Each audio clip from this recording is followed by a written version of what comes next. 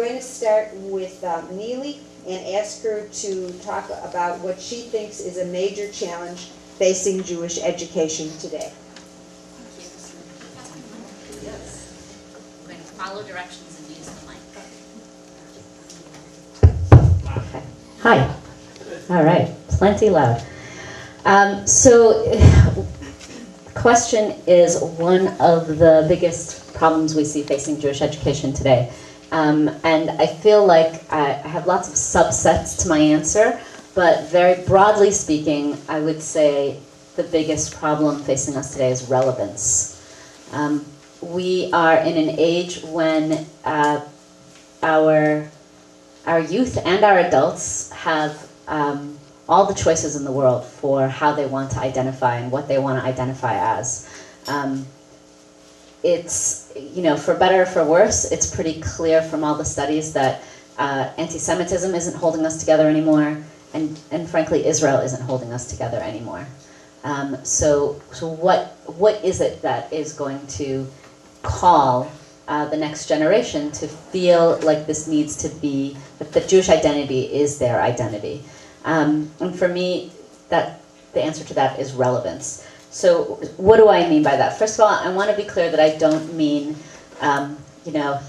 what we sometimes see, which is the answer, the question is asked, so what are the kids doing today? Let's do whatever it is that they're doing. And whatever it is that anybody's into, we're just going to sort of add a Jewish gloss. But really our goal is just to get Jewish kids to be in the same room together. When I say kids, I mean, anything up to 30-year-olds, really.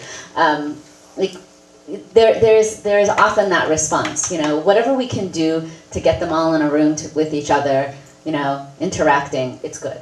And for sure that's good, but really I think what we need is something that is deeply relevant, that is deeply meaningful, that addresses the issues of today.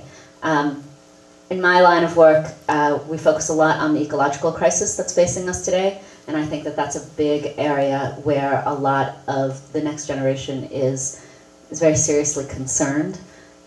And also, to be honest, all of the Jewish generations that I work with, I don't think it's a generational thing at all.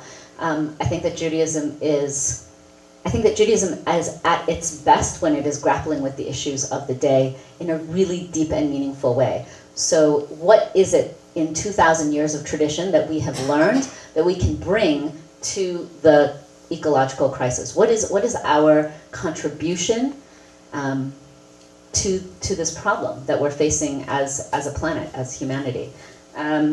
So obviously, the ecological crisis is going to be topmost on my mind, but there's a lot of pieces that are tied into that for me.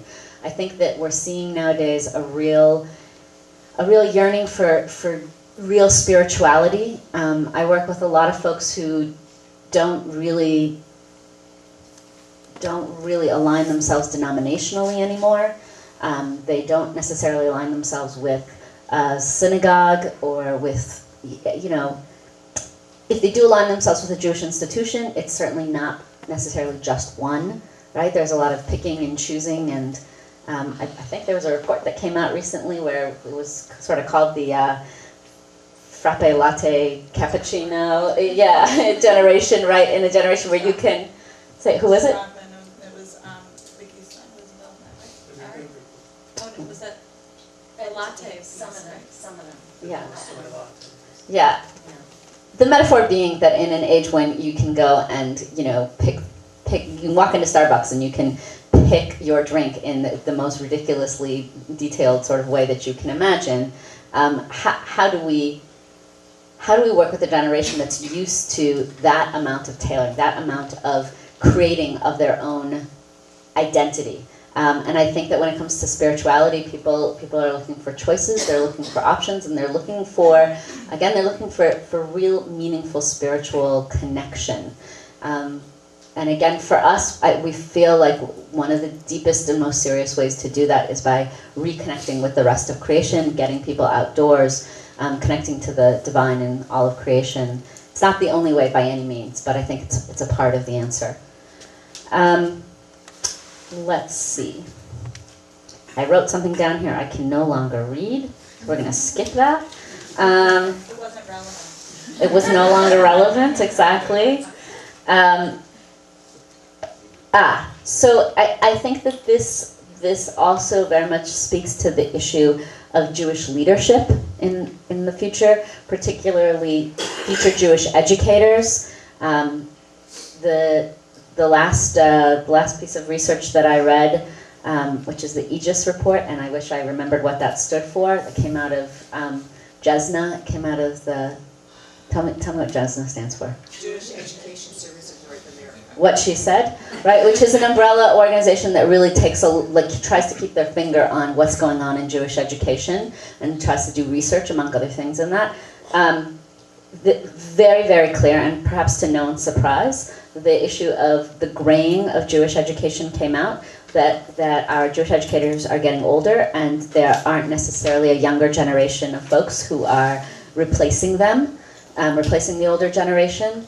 And I hear the same sorts of conversations when I walk into the hallways of Federation in terms of lay professional leadership and how do we get the next generation to come in that capacity. I want to say that I work with a lot of folks for whom our organization, the Teva Learning Center, is a gateway for being more involved in institutional Jewish life. They wouldn't necessarily see themselves in institutional Jewish life, whether most often that's as an educator, but also I think in any other sort of Jewish professional or lay leadership capacity. And I think that what sort of keeps them in the community and keeps things feeling relevant, again, is a sense of true community, a sense of belonging, a sense of acceptance of a variety of different ways of being Jewish, on any given day and simultaneously.